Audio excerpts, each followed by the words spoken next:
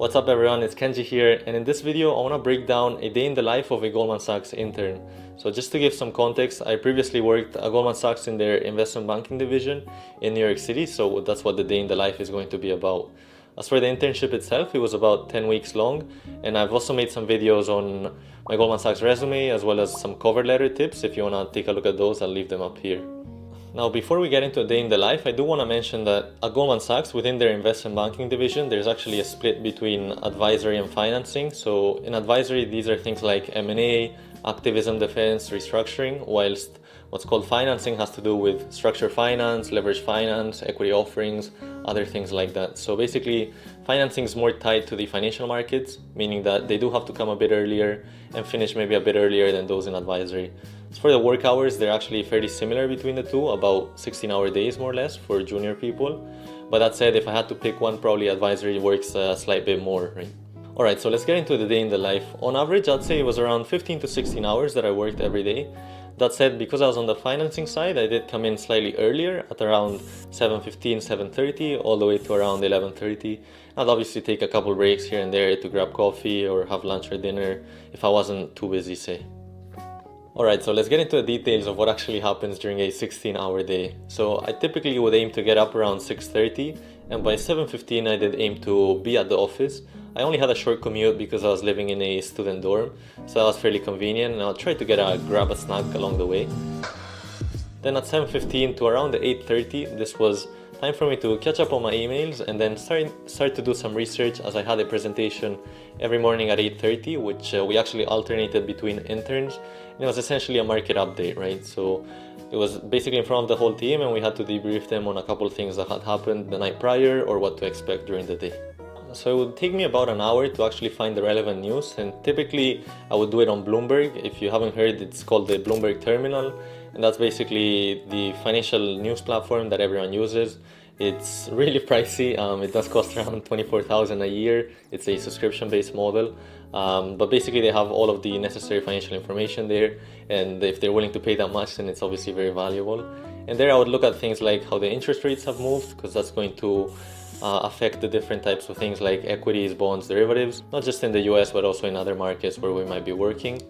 Then something else might be political things, right? So for instance, if there's an election happening at a certain point, I do want to try to mention that and say how that might affect the markets. So it's really a proper debrief that might last anywhere from 15 to 20 minutes.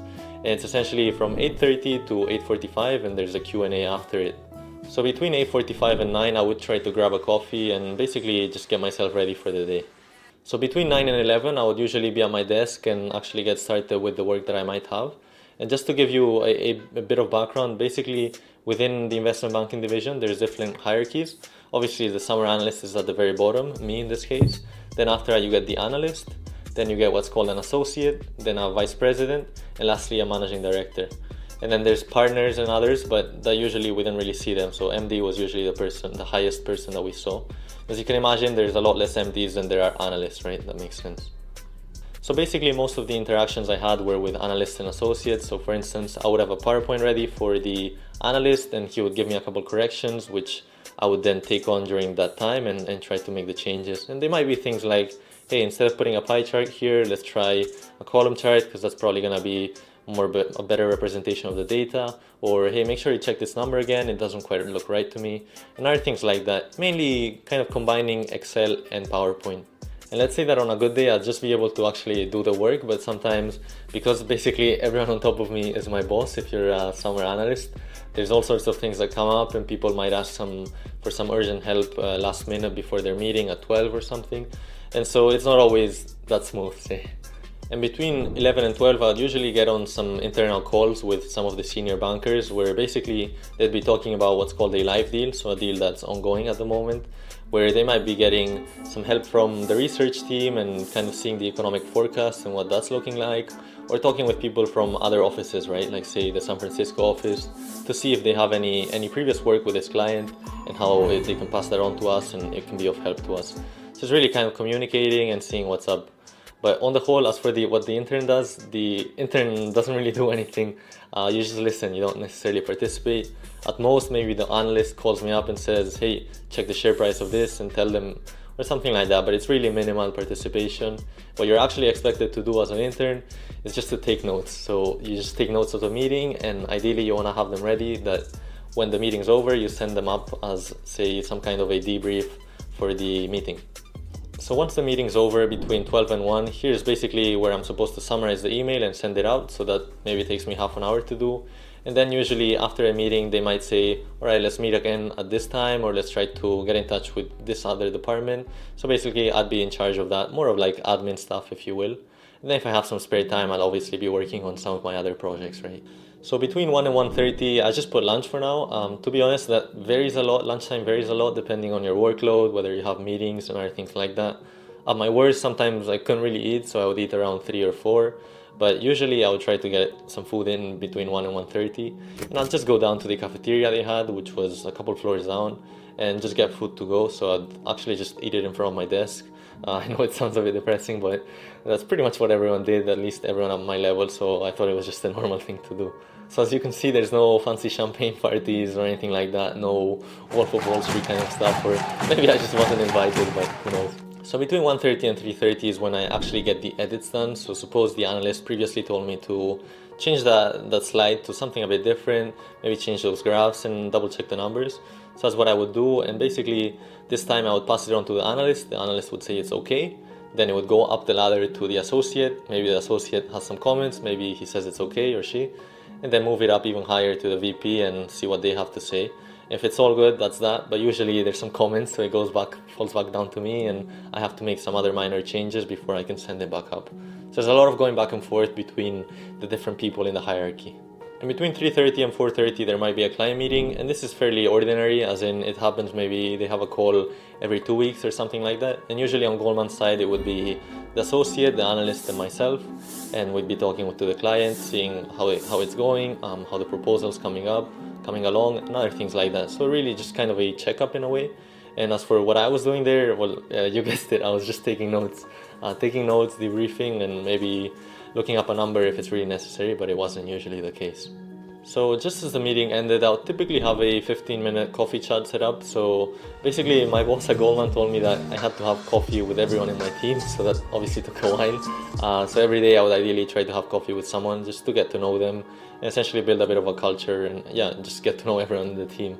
It was a bit awkward to ask at first, but I realized that it's something that everyone does in investment banks, so why would I do differently, right?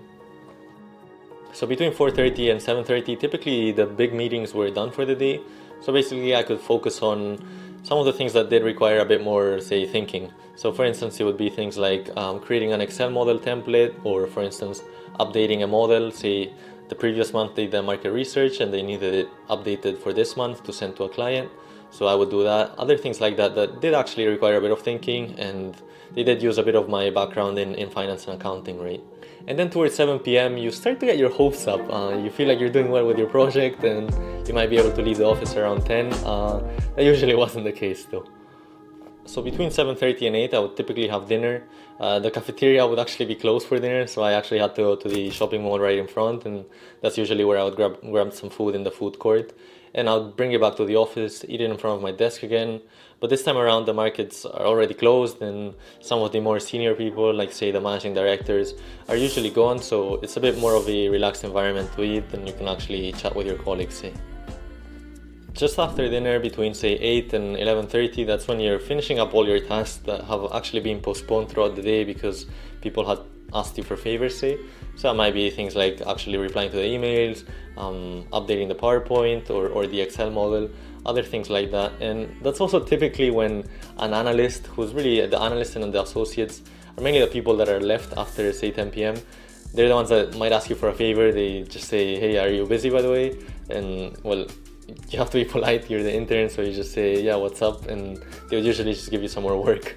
Sometimes you can reject them, but on the whole, they don't really recommend it as, well, it doesn't look good on you, right? So that's also when the dream of leaving the office by 10 p.m. quickly fades. So at around 11:30, I'll do a final round of just checking if anyone needs help with anything, if I'm already finished with my work. There's typically a couple analysts left from my group, so I would ask them. And for the most part, they would just say, go home, man, it's already late, or something like that, which was appreciated. But other times they would say, yeah, actually, I need this, it's pressing for tomorrow, can you stay around? so I would obviously. At my worst, I think I had to come in one day at around 6:30 in the morning, and I didn't finish till around 2:30. So that was really my most worked day, but for the most part it wasn't that bad. Sometimes I even got to leave earlier, like say around 10, right? So in a normal scenario at 11:30 I would be walking back home. Goldman did offer a free taxi service, but because I live so close by and I actually wanted to get some fresh air for once, I would usually just walk back home. Then I'd sleep, and the next day I'd do the same thing over again. For weekends, usually on Saturdays I wasn't allowed to go into the office. That's a Goldman intern policy apparently.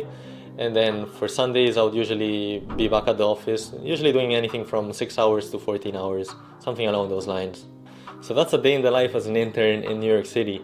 Take it as a bit of a rough guide because it obviously varies depending on how much work the team has, but it also depends on location, right? So for instance, New York or London, they're some of the bigger financial cities, so they always have some work to do. Whilst if you go to some other smaller cities, there's obviously not going to be quite as much work, right? Also, the workload does depend a lot on your division. So the investment banking division is notorious for having some of the worst working hours, while say others like asset management are usually somewhat more chill, if you will.